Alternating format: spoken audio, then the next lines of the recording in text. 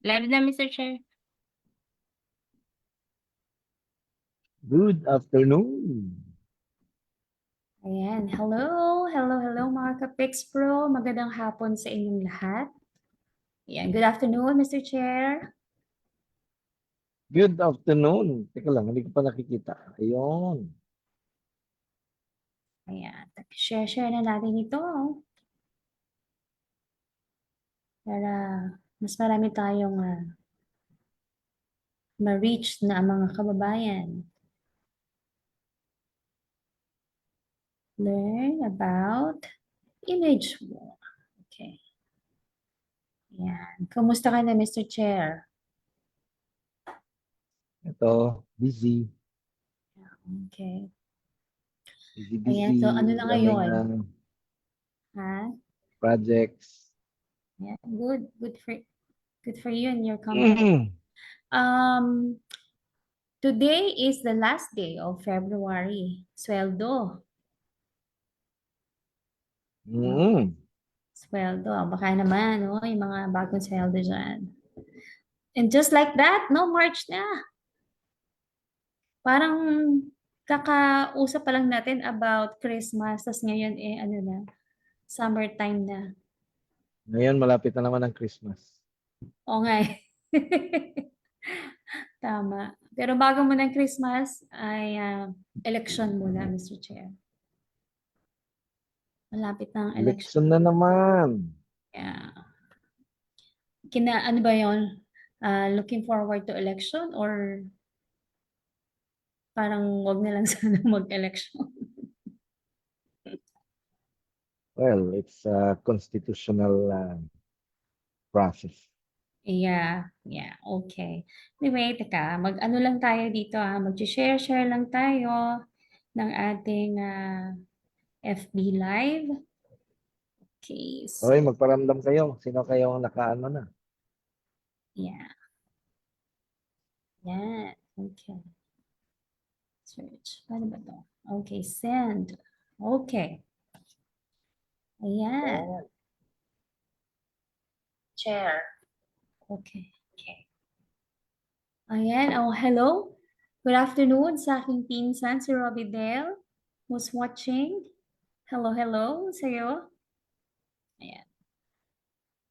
At meron na tayo from Ascot. Ito na ang ating mga suki sa Ascot.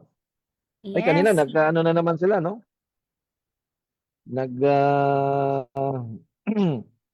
Security awareness na naman sila sa isang high school sa Aurora. Oy, ito ang idol ko. Magandang hapon, Kuya Martin. Ay, Isa ako kang din. alamat. Pwede bang maka-avail kami ng ano mo? Ng libro mo? Nga eh. May signature Wala dapat, namang no? pinapadala. Kaya nga eh. Dapat may dedication. Oo, dapat may dedikasyon. Tapos, sana hindi lang isa. Bakit? Kailangan mo dalawa? Basahin mo na lang 2 beses. Di ba? Baka ikaw lang kasi ang bigyan. Alam na. Baka naman Oo, dapat dalawa. Correct. Ayan. So, good afternoon, John Ray. John Larry pala. Si Yep. Marinel. Ayun, si Rejoice. Hello din sa'yo, Kapix Pro. Si Princess from Ascot Balarden. Yes. O sa Maria. Maria sila. Sabi ni Rejoice. Maria. Yes, Maria. doon sila. Yes. Galing. Very active ang ating Pix Pro Aurora chapter. Yeah. Oo. Congrats, Aurora. And we also have si Diane Agustin from Ascot. Si John Roy Lumasak, Ascot. Ay, anong book daw ni Kuya Martin ang hinahanap mo? Oh my God. Kasi Pwede may bang joke lahat? book yan eh. Saka gusto mo yung mga disaster response. Pwedeng Risk disaster management. response, tapos pwede rin yung Ano yun, yung joke book niya. Si Kahit alin, basta may notification, tatanggapin ko. si Pres Alan, ang ating Bacolod chapter president, is watching also. Hello sa iyo, Pres Alan. Ayan. Ayan. Or regards. Tapos, Yan, regards din kay Sir Martin Aguda. Ayan, binati ako. Papalakas si ako para Albert mabigay ng Remo, video. magandang hapon. Yes. And tapos, si Bien, Atty. si Ron, Sayed, Attorney Tina, Coach Sayed. Yan, si taga Tina Russia. Relosa, watching from Las Piñas. Yan. Mr. Chair, meron dito si Attorney Coach Sayed. Oo, And he's from ang Russia. bansa na laging nagmamadali, Russia.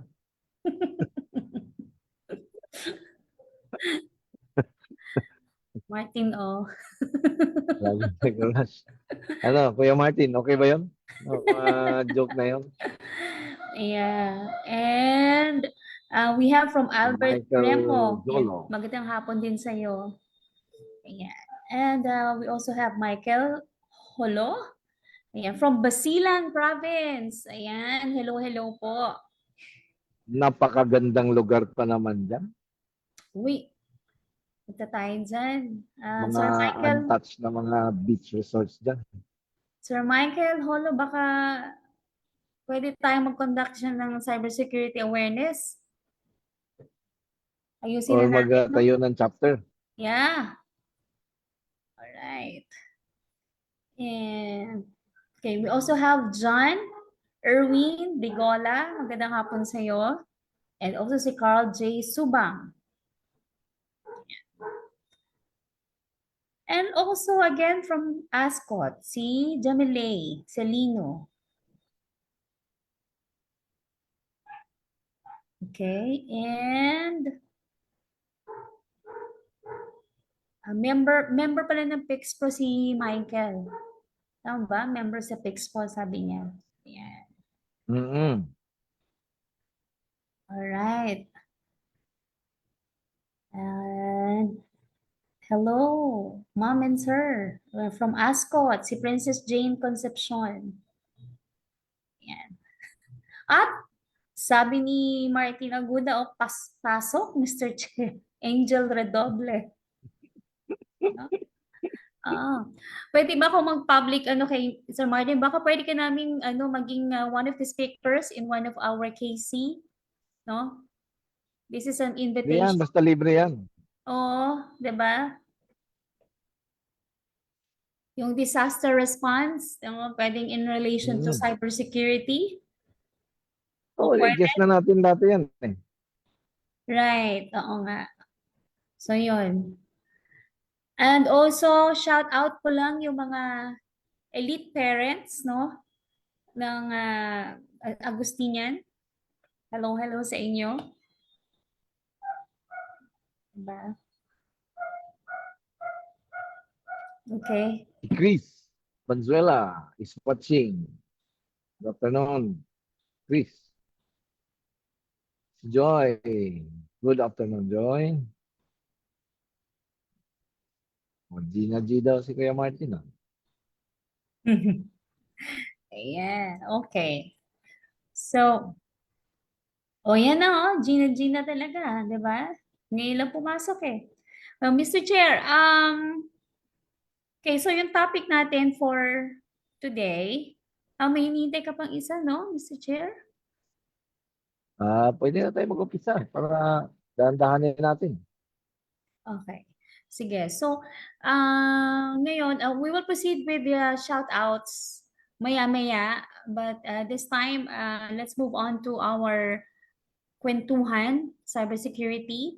No? So, again, we have here with us our very diligent and passionate chair and founding president to discuss about image war. So, I will not put that words into details because si Mr. Chair lang mag-expound. So, Mr. Chair, take it away. All right. Thank you, VP Ruby. Ayan na.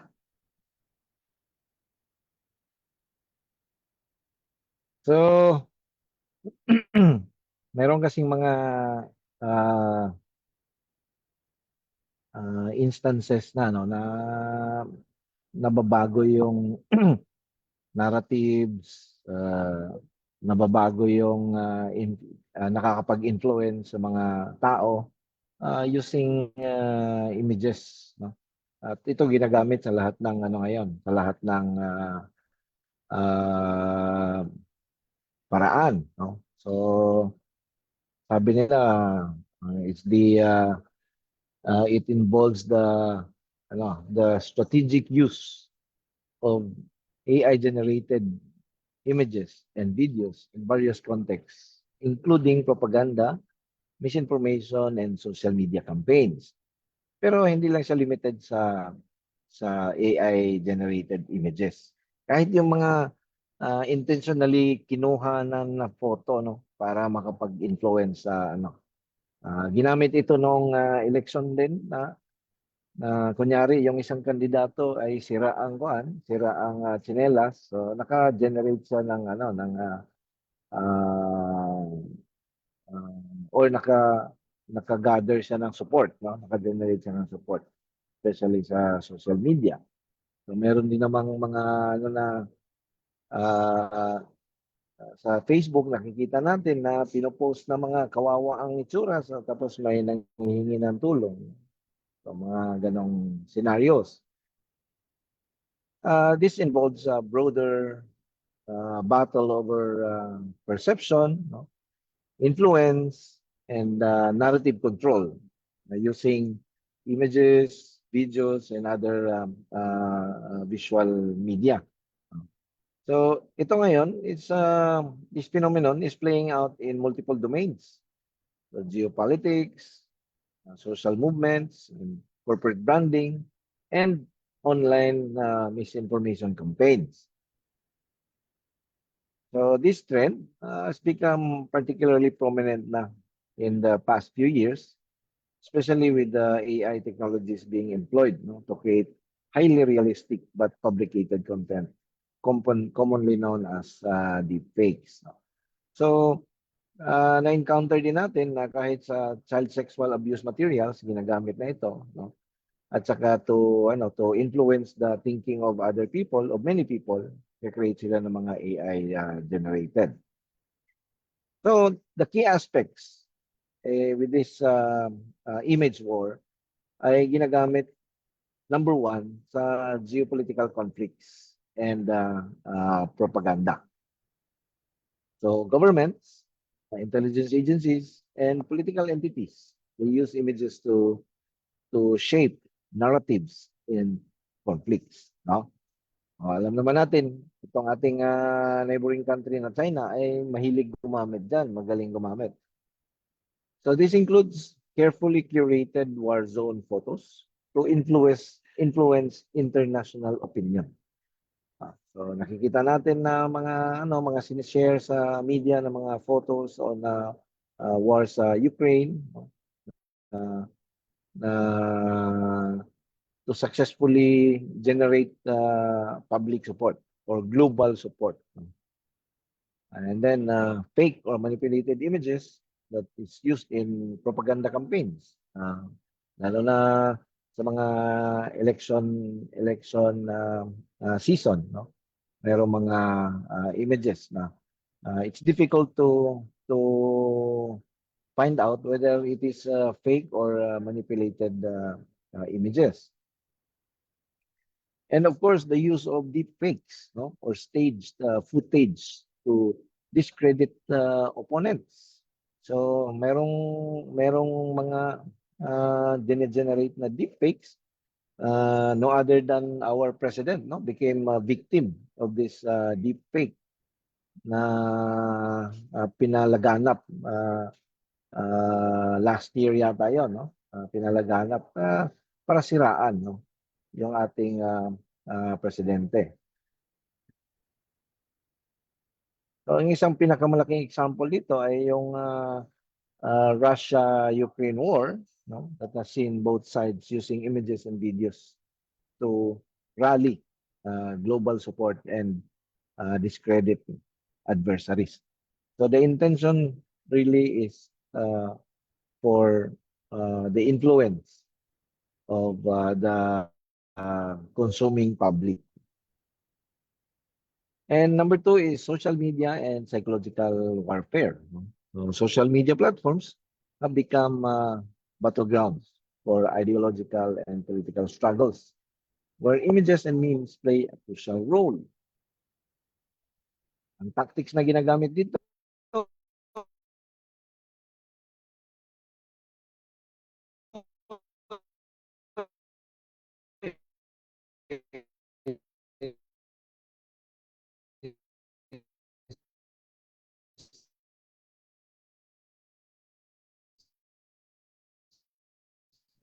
viral memes to push political agendas, fake protest photos, para makapagbuo ka. So for the who are not tech savvy, then ma-influence yung kanilang ano. So ngayong election, pwedeng ma-influence yung iboboto nung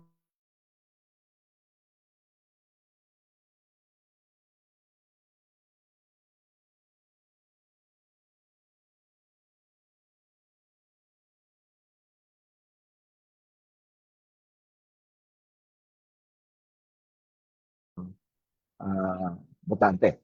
No? So the Israeli-Palestinian conflict, for example, and AI-generated and manipulated content.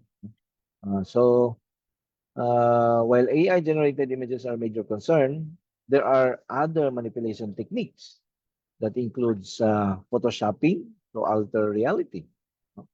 Old photos repurposed as breaking news to mislead audiences. So very common ito sa social media, most especially. Nakikita natin to na bigla tayong kung hindi natin i-check yung facts nito, mapapaniwala tayo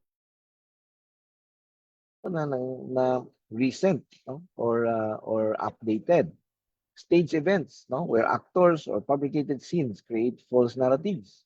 Masyadong rampant na ngayon yung tinatawag nilang mga content creators, di ba? Na gumagawa sila ng scenes na nakikita natin sa Reels, sa TikTok, or memes ba ito na nagkakapag-create sila ng narratives para ma-satisfy yung hinahanap ng mga tao. Ba? Dami natin nakikita ngayon na Reels or TikTok na kunyari mag-asawang nag-away or may boyfriend na nag-away. No? Pero hindi pala yun na totoo. So, one example is political campaigns. No? They use enhanced or AI-edited images. So, to make the candidates appear younger and then stronger or more charismatic.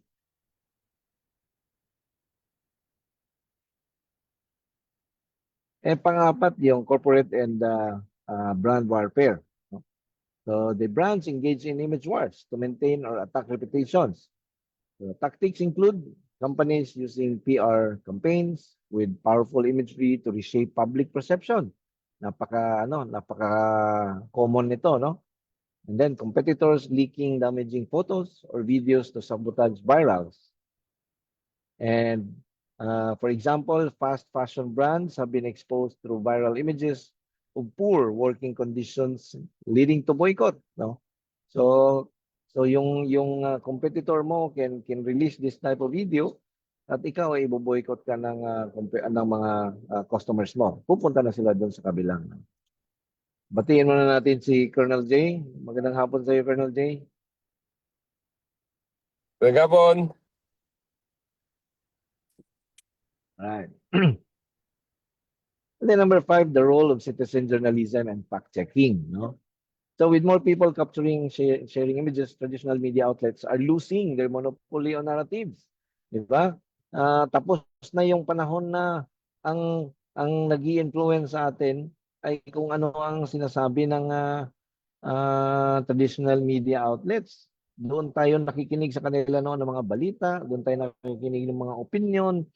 Pero ngayon hindi na sila yung leader ng ng opinions. Ang leader ng opinion ngayon mga influencers na tinatawag natin. Kung sino yung magaling sa gumawa ng narrative. Sila yung nauuna dati, media, journalist, no? Believe tayo sa mga journalist kasi nakakakuha tayo ng sa kanila ng opinion and ideas. Tapos politicians, no? Mga leaders natin, mga church leaders, no? Yan mga natin, influencers natin noon. Pero ngayon, mayroon na mga social influencers na tinatalo na nila yung mga nasa tama na narratives. Iba na yung kanilang ginagawa. At yun ang napapaniwalaan ng maraming tao. Kasi yun ang kanilang nakikita eh. Although there are fact-checking organizations like Snopes, Bellingcat, and APP Fact Check, walang masyadong gumagamit nito, kunti lang, no? Normal, a regular citizen or internet user will not make time or take time para puntahan itong mga fact checkers na to para ma-fact check ang ilang nakikita. So, nai-influence sila doon sa narrative na uh, pinapakita ng mga influencers. So sabi nila, ang countermeasures dito is number one, yung AI-based image verification. So mayroong mga ganito pero hindi ko lang alam kung mayroong mura or libre, no, para ma-fact check mo yung image. Ngayon, meron namang mga very poorly edited images na kaming nasa industry, pag tiningnan namin, medyo makikita na agad namin yung off, no, yung flow ng image. Pero hindi lahat merong ganong capabilities, ha? Tapos meron namang mga deepfake detectors din or yung blockchain-based authentication na dinidevelop.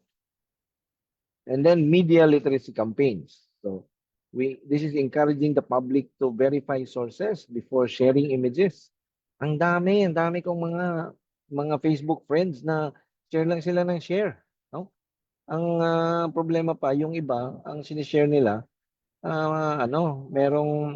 merong malicious intent yung gumawa nun, no? So either nahahack yung Facebook mo, tapos pag nag-share nila, mahack ka din. So, and of course, policy regulations. So napapanood natin doon sa mga hearing ng Congress, one of the topics na napag-usapan nila is itong to counter mga disinformation or misinformation, no, through regulations or policies, no? So sana magkaroon tayo ng gano'n. Sabi nila ngayon, the image war is evolving rapidly and the ability to control visual narratives is becoming just as powerful as traditional military or economic influence. Now, if you want to do a deep dive into specific case or area, or especially, no, para kang gumagawa na ng na sarili mong space na pag binato mo sa iba, nagiging space na din ng iba yung space mo. So influence mo na sila. Ito, mga examples, no? Ito example sa AI generated video, no? Si President Trump, he shared an AI generated video depicting a transformed Gaza as a luxurious resort featuring Golden State. So, yun. Kung tingnan mo dito, nabago yung Gaza, oh. Talagang nag-iba, no? Ito naman is deepfake of Ukrainian president na sinabi niya na mag-surrender ng Ukraine. Sinabihan daw niya yun. So imagine mo yan, no? Kung if there is no way to fact check itong ganito, baka nag-surrender na nga yung mga troops ni Ukraine. Ito naman, China. Oh, ito pinalabas nila very recent, no? Ito Palawan to eh. Palawan yan. Na sinama na nila sa 9 dash line nila. No? Ang napakalaking kalokohan. At ang daming maniniwala dito. Kasi marami ding naniniwala dito unang-una sa 9-dash line at maraming supporters si China. In fact, yung mga nahuhuli ng NBI recently na mga spies daw na Chinese, laging may kasamang Pilipino, no? So, yan napakadelikado sa ating bansa. So si Philippines naman nag-launch ng counter, no? So ito is a comic book to counter China's disinformation in the disputed South China Sea. Meron na ba sa inyo nagbasa nitong comic na to? Di ba? Yan ang tanong, walang nagbabasa. So yung kunti lang ang interesado nagbabasa tapos ang lagi nakikita yung mga disinformation or misinformation ng China na mali naman yung narrative na sa kanila daw yung West Philippine Sea. Yan. Yan yung mga ng image war ngayon na nagpapalakas ng ating mga kalaban. Okay. Stop share muna natin.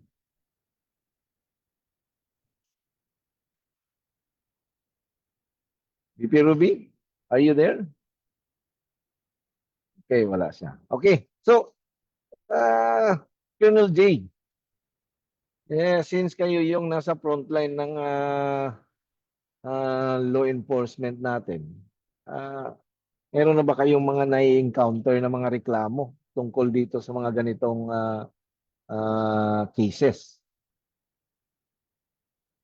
Actually, wala pa, boss kasi di pa naman ganun ka sa ngayon. Di pa ganoon ka, kumbaga karampant ang, although may mga makikita tayo sa social media ng mga edited or kung ano-ano. Ang yung mga taong nakakakita kasi nito ay alam nila na ito ay mga gawang katang-isip lang. Baga, just for purposes, alam naman natin na kung minsan yung mga nag-upload ng mga edited videos and photographs ay ginagamit lamang nila ito para mang-akit ng viewers. Dahil nakita natin yung opportunity for these people, ito yung mga bad influencers. Yung opportunity para kumita. Dahil hindi kaya kasi ng gobyerno ng Pilipinas to regulate itong mga social media na nakikita natin sa cyberspace ng Pilipinas. Dahil wala silang physical office dito sa Pilipinas. At saka hindi kasi na fully implement yung libelous contents in the cyberspace. Dahil hindi nga natin siya kontrolado. Hindi siya katulad ng mga alam naman natin yung isang case ng online news na dahil existing sila, yung mga incorporators nandito sa Pilipinas, kaya sila nahabol. Dahil nandito sila sa Pilipinas. So yung platform na ginagamit kasi ng ating mga kababayan ay walang opisina sa Pilipinas. Although they are representing, kumbaga may mga representatives na they are working to represent the office. Pero ang sinasabi nila when we ask them, hindi dito talaga yung opisina. They are just representatives. So pagdating naman in terms ng mga ganitong mga posting, mga edited, wala pa naman talaga tayong specific law to punish. Kaya, so ang meron lang tayo, ang ginagamit lang natin na batas ngayon is, siyempre yung Section 4C4 ng Republic Act 10175, ito yung tinatawag nating libel using the ICT. So yung mga fina-file naman nating kaso is about publication of false information. Ito yung Article 154 ng Revised Penal Code through the use of ICT. So, meron palang about ganon. yes, about editing ng photographs and videos, medyo wala pa tayong specific law na to punish yung ganyang ginagawa. So yung nangyari kay Major General Police Major General Torre na halata namang edited yung picture niya na hospital daw siya. Anong kinaso doon sa ano sa perpetrator na yun? Medyo mahirap mag-comment yan dahil pending na yan. Nakapag-file na ng case yung ating complainant dyan. So, mahirap pag-usapan sa ngayon. Okay. So, Baka pero yun, gawin tayo reference eh. o kasi 'di ba ganun yung ano, yung ang pagkakaiba lang kay Major General Torre, nag-file siya ng kaso. Yes, yes. Pero So, pero yung iba, meron din silang ganong experience. pwede rin yung Article 154 kasi nakalagay na bang kasi is false information eh. Utterances or publishing or posting kasi nakalagay doon in any electronic pero meron kasi under nga ng Section 6 ng 1175 violation of the revised penal code at saka special laws through or with the use of information communication technologies is punishable under Section 6. Kaya pwedeng ikabit yung in relation to Section 6. So pwede pala yun, no? Yung pag ginamit, Turn right kung onto Old Santa Mesa Street. inedit yung photo mo or ginamit yung picture mo for something na malicious, Yes, hindi with lang with data privacy pala ang pwede mong gamitin. yes, kasi may caption pa doon na ah, para bang si Colonel Guillermo meron kang sinasabi na hindi naman pala totoo. So that is already a false Oo. information. Marong. Pero ito kasi, ang context nito, ginagamit talaga siya to change the narrative. So, itong China, no? Yung kanilang pinapalabas ngayon ng Palawan pala, kasama pala sa kanila, di ba? Although hindi natin alam kung galing talaga yan sa China, pero yan ang lumalabas ngayon na information, na narrative na hindi lang pala West Philippine Sea ang kasama sa Nine Dash Line. Paano ba itong mga ganitong ano? Medyo very challenging yan kasi pag-uusapan na yan na international law na eh. Di ba? Kasi ang laki ng impact, lalo na kung yung mga netizens natin mabilis maniwala. Yan. Mabilis silang maniwala doon So, sa mga ang counter talaga ginagamit. dyan is more on awareness and ano yung effort ng gobyerno para talagang magbantay at paalala sa ating mga kababayan na may mga bagay na minsan huwag paniwalaan. Oo, kasi kaso, ilang taon na natin sinasabi ang awareness. Problema, hindi enough yung mga efforts natin ba? Tayo sa Pixpro nga, ilan lang ang naaabot natin, di ba? Oo, Yun lagi ang talaga namang medyo mahirap nga yan eh. Kasi alam mo naman mga tao, minsan sabi nga nila, kung hahatiin mo nga daw ang tao sa mundo, tatlong klase lang. One-third yung naniniwala, one-third yung hindi naniniwala, one-third yung walang pakialam. Parang parang gano'n division ng so kaya kung minsan ang tinatarget ng mga yung mga tinatarget ng mga gustong manggulo yung one-third. Yung mga walang pakialam. hindi, ang dami nun, di ba? Oo, Ang dami nun. Yung one-third na walang pakialam plus yung one-third na maniniwala sa'yo, yun. two-thirds na yon, Two-thirds na. Oo. di ba? So gano'n na siyempre kanya-kanyang Tapos strategy. majority na sila. Oo, so Majority na kaya nga sila eh, kaya ngayon. nga eh. Kasi So very para bang powerful kasi yung image eh. oo, talagang gano'n yan. Kaya nga lagi nating sinasabi, lagi kong sinasabi pag every time nagtutalk ako, ang tina-target kasi ng mga taong gusto mong gulo, ito yung mga bagong bago sa internet, bagong bagong bili ng mga cellphone. Alam mo yung akala, uy, totoo ba to? Diba? So kahit sabihin mo, hindi totoo, hindi, totoo to eh, kasi ano eh. Yan ang, yun ang mga delikado kung minsan. At saka ang ano pa dyan, pagdating ng araw, dahil napuno na ng false information, baka maging reference yan pagdating ng araw. Yun ang nakakatakot. Correct, no? Sabi ni Joseph Oo. Padua, kung hindi showbiz or politics, hindi tinatangkilik. Kung hindi pa sila naapektuhan, hindi pa maniniwala ang iba. Well, totoo yun, no? Totoo yun. At saka ito ngayon kasi sa Facebook, for example, maglalagay sila ng mga image na nakakaintriga ba? Tapos Oo, may tama. caption, no? May caption na nakakaintriga, tapos yung image. Pero pag i-hover mo lang yung mouse mo doon, makikita mo yung link na bogus talaga yung link eh. Kung saan galing. Kung saan galing. Oo, hindi siya kumbaga dadalhin ka niya doon sa link na hindi yung legit link nung na yon, nung image na yon, no? So kasi ang bilis eh. Pag nakita ka niya, ah, yung yung clickbait na sabi ni Joseph, ito ngayon clickbait na na improve, no? Highly improved na siya.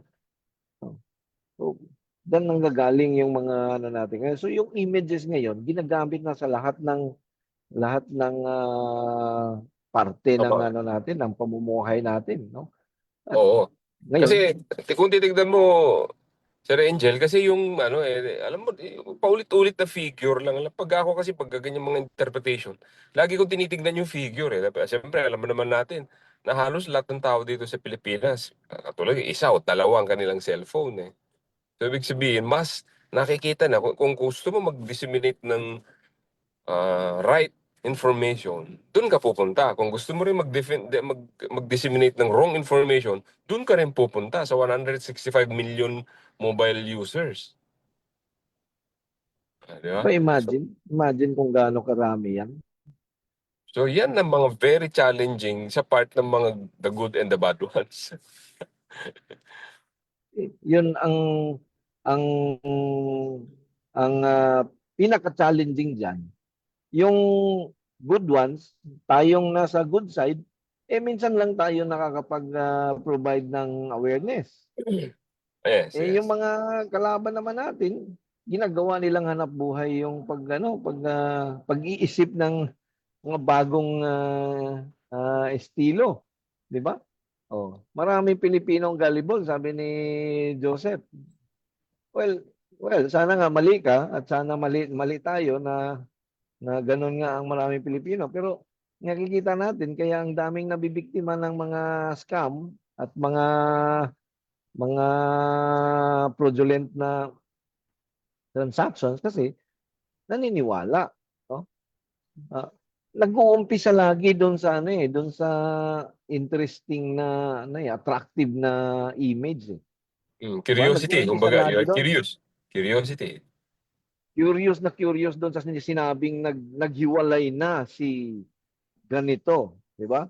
Tapos may link, may photo na pero pag yung photo pala, mayroon pala siyang link, ha? Yung ngayon na hindi mo mapigilan eh dahil ako minsan nga eh parang pag naintriga ako doon, mapapagano na ako. Kasi pala delikado pala 'yon. Kaya para bang kung talagang kung talagang gusto mong malaman ang katotohanan, parang gusto mong bumalik doon sa traditional na written ang information na nababasahin mo eh. Kaysa doon sa nakikita natin sa cyberspace. Kasi kahit nga sabihin mong legitimate yung website, kung minsan magtataka ka, ito ba yung legitimate o bad website? Dahil mahirap kung minsan i-define kung 'di ba na ito ba ito yung totoo o hindi. Parang hindi ka naman diyan, di mo na malalaman kung minsan kung tama ba o mali yung napupunta mong site kung minsan eh. Dahil isang isang pagkakamali ng tuldok at saka kama. Nag-iiba ng Tama. pupuntahan. Si Kuya Alex Rigado, watching here at Philippine Public Safety College. Oy, diyan ako nagdo-doctorate ngayon. Wow, Sa aming magiging doktor ka na Doctor pala. Public Safety and Security Governance. So, alam ni Kuya Alex yan kasi yung lesson namin last image one, mas nakakatakot yung pinresent ng professor namin during that time. No? Kaya naisip kong iano itong image war dito kasi parang gano'n na rin ang labanan ngayon at daming nabibiktima sa social media, no? Kuya Alex, mag-ingat ka lagi. Wala tayong klase ngayong Sabado, kaya hindi tayo magkikita. Yeah. Si Kuya Wilfred. Kuyang, good afternoon. Diyan si Kuya Wilfred. May tanong ako. Okay. Yeah, may tanong ako. Nabanggit ko kanina na wala talaga, nabanggit ni Colonel J na wala talagang specific um, law para dito. No, wala pa tayong ganung regulation. Pero papaano tayo magkakaroon ng stricter regulations pagdating dito sa um, mga image-based cybercrime? No? Itong image mo na to. Kasi Ang challenge. hindi po pwedeng ano na lang gano'n na lang na parang kasi tama yung sinabi ni Colonel J na magiging reference na 'to in the future at magiging norm na So parang dapat meron So ngayon, baka may nakikinig sa atin na from some government agencies. Tatanong ko na rin muna sa inyo, pero para sa kanila talaga 'to. Paano tayo magkakaroon ng stricter regulations or to begin with, paano tayo magkakaroon ng regulasyon na naka-focus lamang dito sa mga ganitong klaseng cybercrime? Well, I think maganda na yung start ng Congress na nag-investigate sila sa fake, ano bang tawag doon? Yung mga fake news ba 'yon or misinformation ba 'yon, no? Na nangyayari sa social media. So Fake news, fake magandang news. 'yon. Mga fake news, no? So 'yon. 'Yun ang magandang start na 'yon. Although may mas malaking problema itong image war na ginagamit ng ibang bansa laban sa ibang bansa, sa atin, di ba? Si China binabago na yung narratives. Oh. Tapos sa social media naman, dati padalhan ka lang ng link. Ngayon hindi na. Picture na makikita mo pero embedded para doon yung link, no? Tapos pwede ka nang pwedeng baguhin yung itsura mo. Nagagawan ka ng istorya kung mayroon kang kalaban, di ba? Or dahil sa deepfake, pwede kang gawan ng video. Ah, 'Yan ang mga ngayon. Very powerful kasi yung visuals. Yung 'di ba nabanggit ni Colonel J yung pag may tumawag sa iyo ng Viber na hindi mo kilala, pag sinagot mo yon, nag-appear yung video mo, tapos pag gagawang ka na ng image na nakikipag cybersex ka.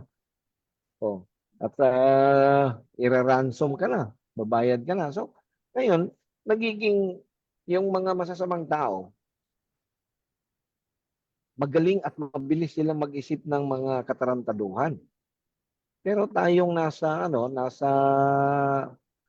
good side, hindi natin magawang ma-educate lahat ng mga netizens natin kasi bukod sa napakarami at marami pang mga bago every year, no? Yung mga baguhan sa gadget, baguhan sa internet, mga tatanda, bata, di ba? Marami yata tayong dito, VP Rubia, Yeah, ang sabi comment. ni Albert Remo, we have laws, but filing a case is not simple. It's exhaustive, time-consuming, and expensive. Yan ang laging sinasabi ni Colonel J. Mag-file kayo ng kaso para mahuli natin.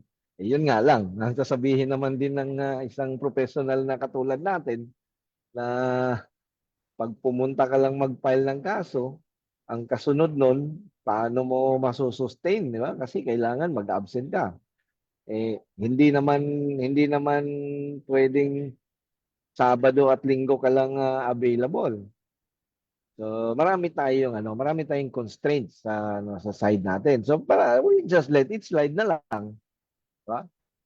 Yung karamihan kaya doon din nagle-leverage yung mga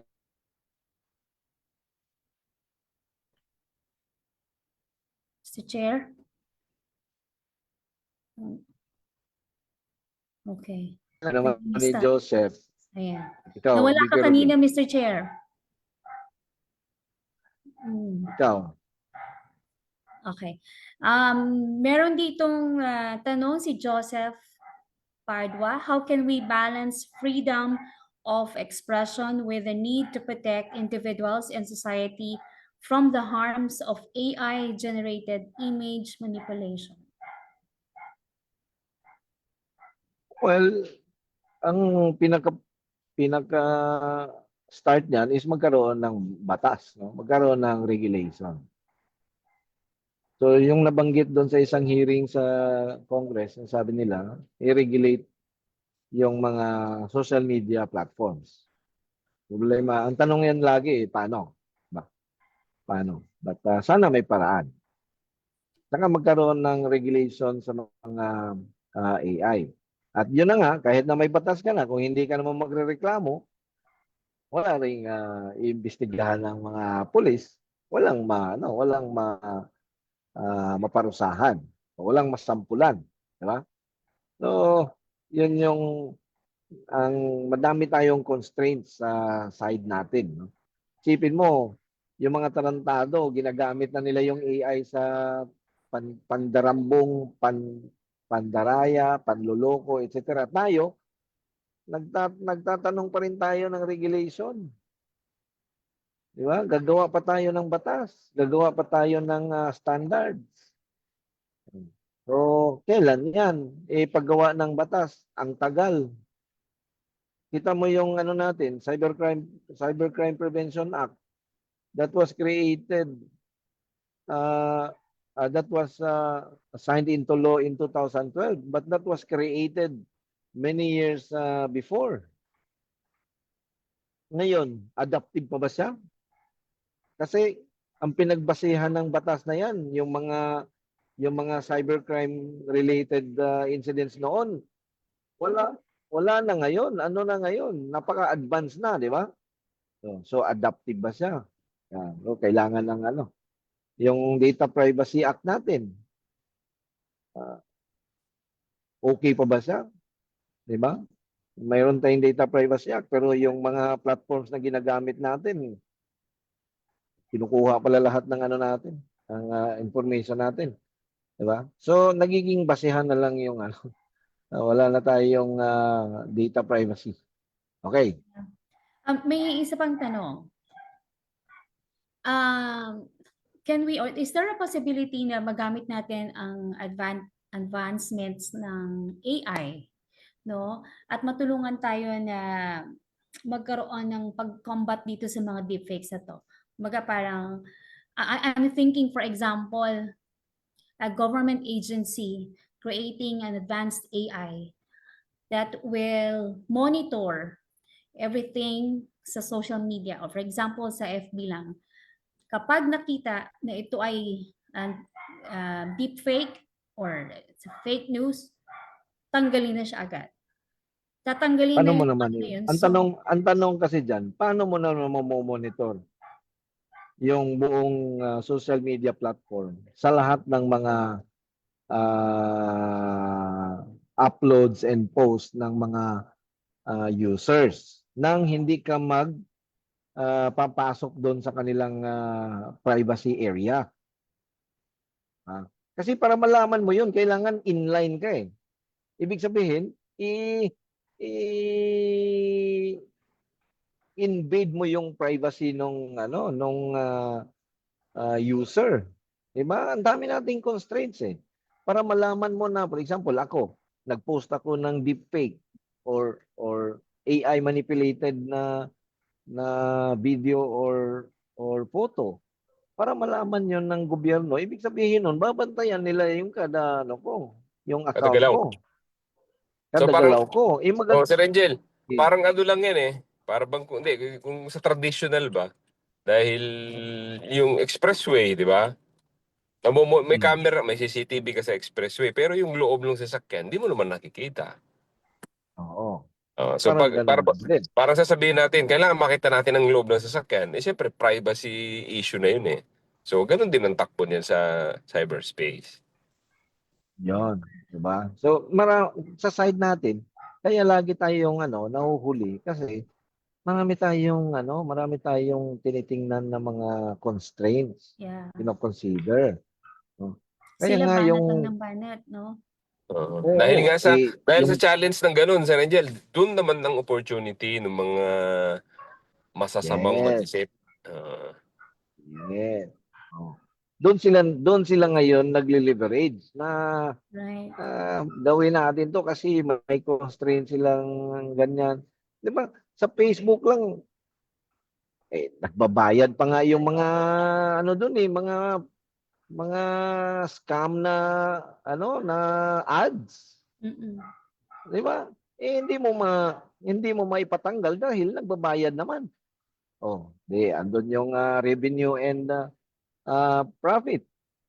So there has to be a strong political will na gagawa ng batas na kung sinong sasagasaan diyan, isagasaan na natin.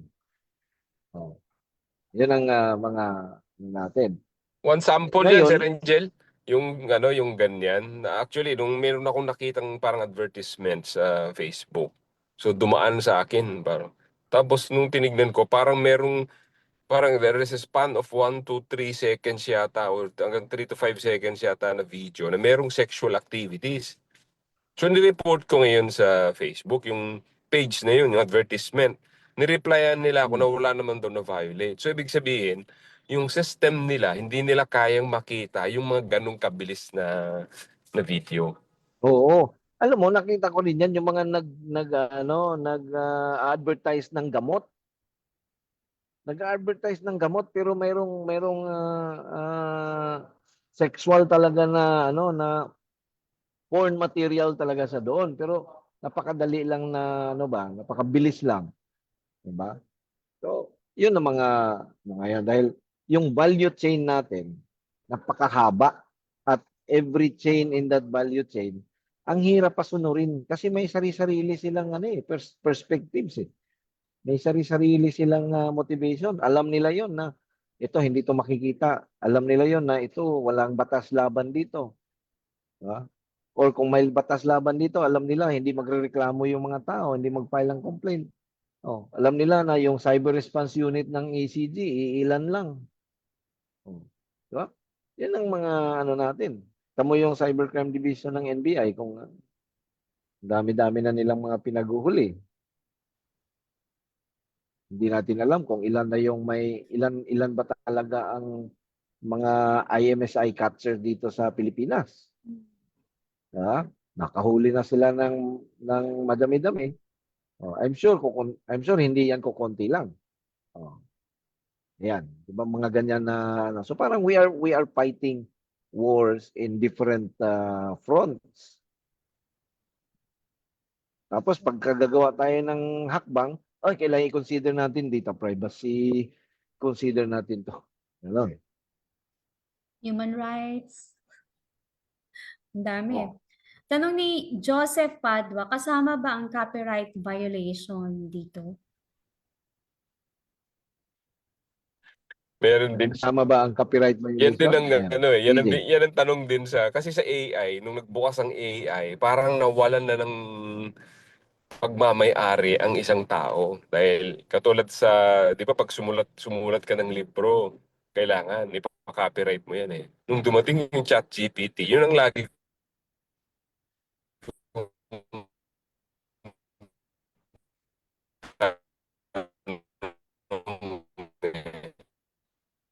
Colonel J, Wala. Dead spot yan, napuputol-putol dead ka. spot. dito sabi ko Dead na spot.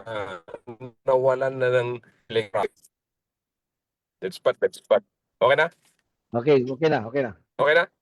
Ayan, okay na. Okay na, okay na. Uh, so Hindi na ulit. nung dumating nga yung nung dumating yung AI eh.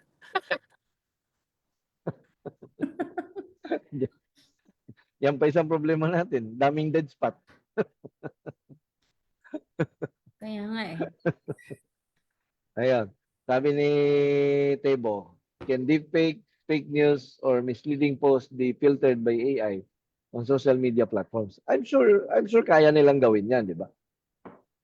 Eh si Zuckerberg nga nagsabi na magde-develop na sila sarili nilang AI eh. Oh. 'Yun ang ano diyan. Pero pag ginawa nila 'yan baka matanggalan din sila ng sufficient amount of revenue. Go ahead, Jay. Frozen ulit siya. Ayun, Hello, si hello, okay Derek na? na naman. Ayan. Oh, Ayan, yan, okay yan, na okay ngayon. na. Okay na, okay na. Yeah, So, okay na. yung tungkol naman doon sa copyright nga, yung ano, nung lumabas na yung ChatGPT, yung si pinapaliwanag ko dati-dati, nung wala pa yung mga ganyan, pag tayo nagsulat, kailangan natin siyang i-register na ito ay pagmamayari natin na galing sa atin mismo. Sa, Ah, sa intellectual, sinulat natin siya eh. So, tayo nagmamay. Ano mo ngayon sasabihin na yung gawa mo ay sa isip mo talaga galing? Kasi tinanong mo si ChatGPT eh. Meron nga nagsabi doon kahit nga daw yung mga kolumnista or yung mga professional writer, kung minsan, dahil ayaw na rin nilang mag-isip about doon sa isang idea, tinanong na nilang ngayon si ChatGPT. nagawa ka na ng libro using ChatGPT. Hello? Kapag merong isang Hello. tao na nangopya nung sinabi ng mga previous speaker, pinagtatawanan mo dahil sabi na plagiarism yan eh. Ngayon, wala nang ganun ngayon. Oo. Pwede mo sabihan si ChatGPT na ano na i-cite mo lahat ng sources. Oo, eh, Ha? dahil yung mga nag-design sa kanya, eh, hindi na, yung gumawa Oo. sa kanya, hindi naman ano yun eh. Sabi ni Kuya Alex, the ICT must lead in this kind of misleading ads, deepfakes, AI-generated personalities. There must be a system up that will filter this kind of info and scam. Well, that's a very good suggestion, Kuya. No? Matagal na nating nangangailangan ng mag-lead talaga nito. At tayo ay susunod doon. No? So sana magkaroon ng direction talaga kasi ang AI hindi na yata din emerging threat eh. Nag-emerge na siya eh. Nag-emerge na siya, no? At tayo kasi ano na naman tayo, consumer, no? Dapat gumawa tayo sarili nating algorithm. Parang sa cybersecurity, we are nothing but consumers. Tagabili lang tayo. Tagabili lang tayo ng mga ginawa ng ibang bansa. Tapos pagdating dito sa atin, ang mahal-mahal na. Doon naman sa hindi naman ganoon kamahal kasi consumer lang tayo, di ba? Hindi tayo gumagawa ng sarili natin. Dapat na it's time na gumawa na tayo sariling atin. Si Elsid, bro, magandang hapon. Nasa Butuan yata ito eh. No? Yeah. Napangano natin na BP Ruby. Ako, grabe, 552 na agad oh. Ano ba yan? Dapat nga, Sir Rigel, ang gawin sa PixPro, yung pumunta tayo sa isang school and then we will support yung pinakamagandang software development na gagawin ng mga estudyante. Para at least, pwede nating i-support sa kanila para magkaroon tayo ng sarili Yung nating... mga, yung mga innovative talaga na no? Yeah, so at least Pero, support them. pero, Colonel J, ang naririnig ko, pinapagawa pa rin sila ng inventory system. Naintin ko pong kupong Hindi pa rin nagbago. yung kanilang thesis. Ang gano'n po yung thesis nila. Yan na. Sana nga, magandang idea yon no? Na we can support yung mga innovative ideas talaga.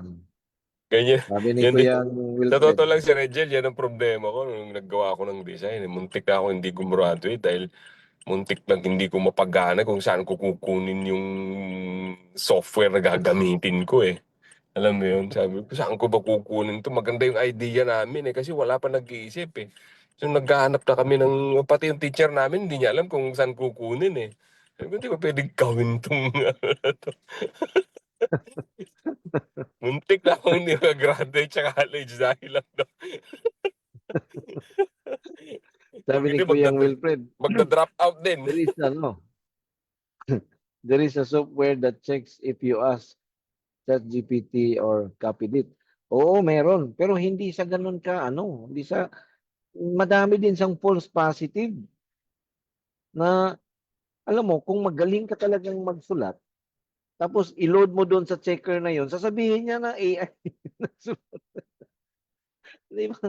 Meron kaya tinigil yan sa mga ano eh, may mga schools na pinatigil yan eh. Kasi meron siyang ano, meron siyang false positive.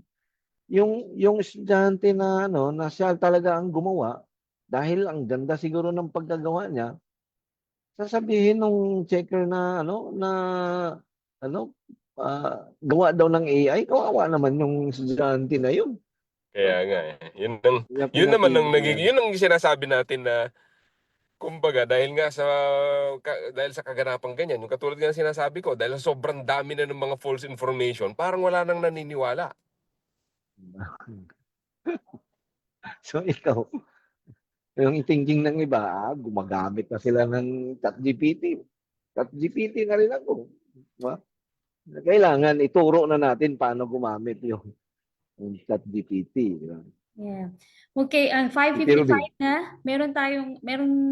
Baka ito na yung huling tanong for our session today. So, Colonel J and Mr. Chair, ano sa tingin nyo yung at this time, ang pinaka-most effective countermeasure against this image war, this deepfake technology, and this disinformation campaigns?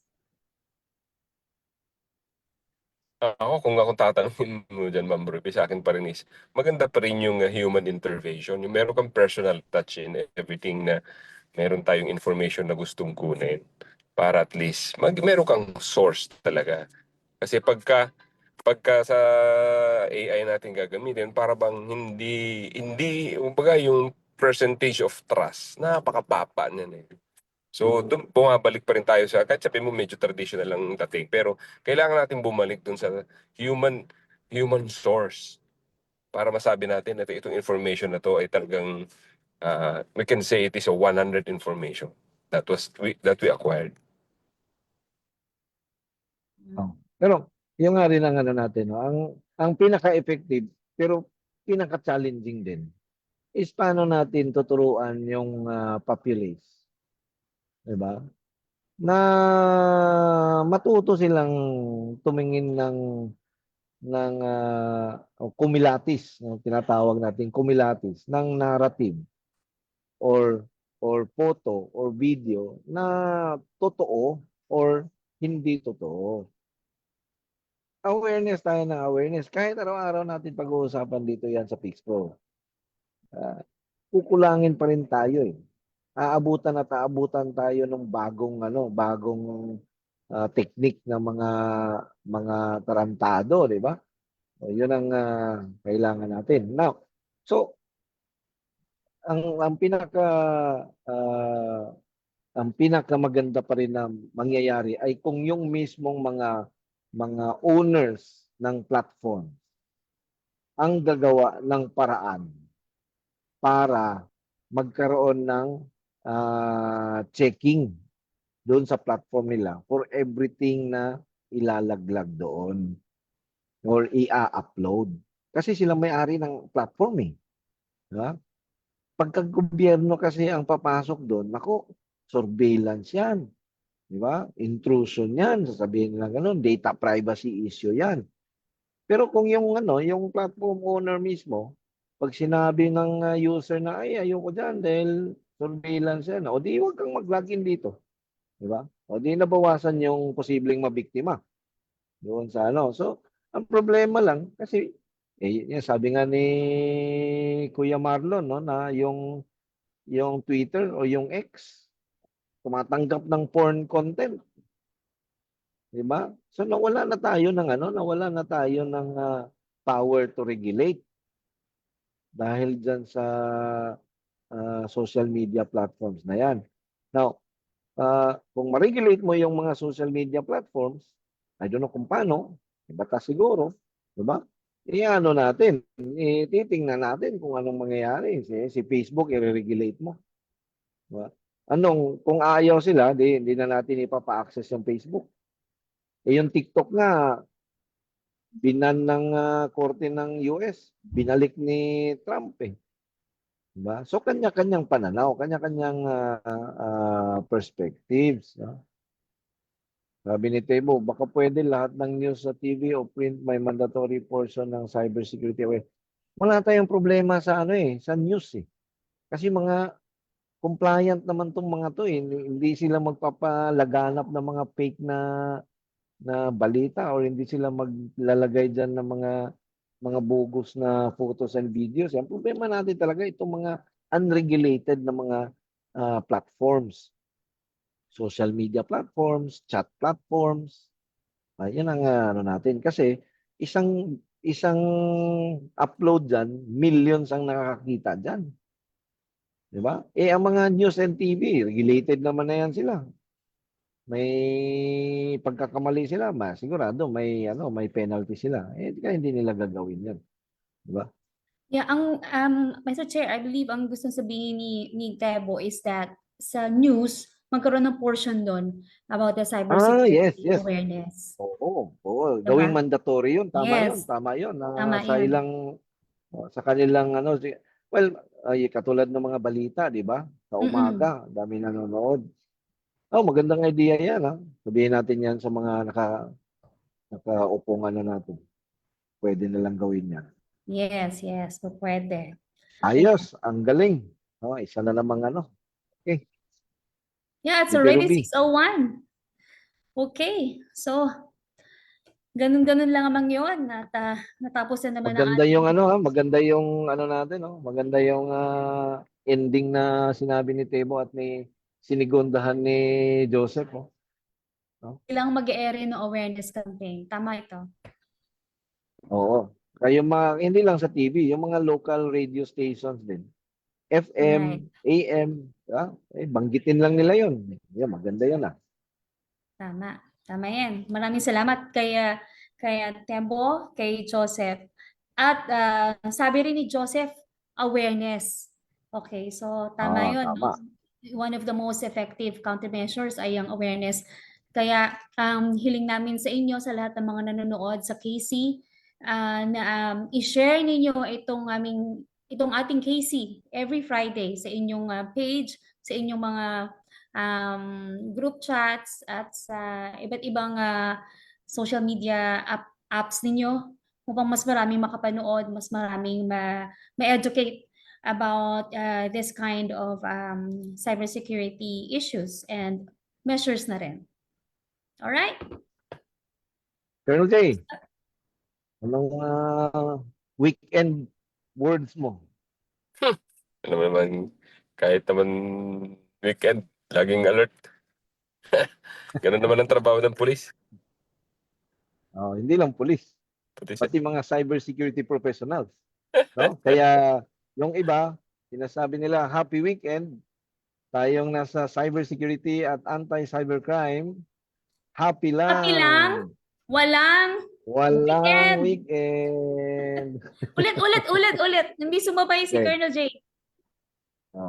Colonel J, tayong nasa Oh. cybersecurity at anti-cybercrime campaign ay happy Happy lang. lang. Happy lang? Walang weekend. Walang weekend. weekend. Maraming Okay. salamat mga ka-Pix Pro. Thank you. And Thank thank you, you, everyone. Joseph Padua. Sinare na raw niya. Matik na yan. Maraming Thank you, mga salamat kuya. sa lahat. Okay. Happy weekend.